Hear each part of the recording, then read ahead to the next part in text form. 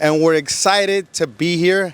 I know when we're introducing ourselves, we say really nice things, but we're pumped up to be here in the One Happy Island. We're going to be leading and hosting a personal and professional effectiveness workshop. And I've been in leadership and transformational coaching for over 20 years.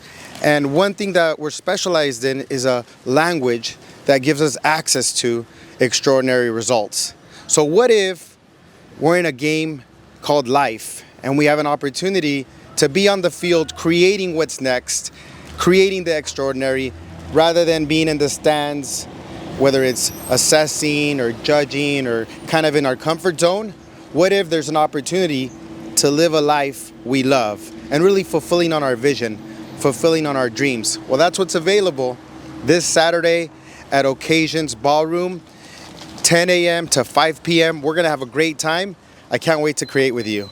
slsworldcup.com. This is part of the World Cup tour, and this particular workshop is called the Quantum Leap Experience, because we're not going to be talking about quantum leaps. We're going to be experiencing quantum leaps forward in all areas of our life. And we're going to have a meal break, and here's what I'll share with you.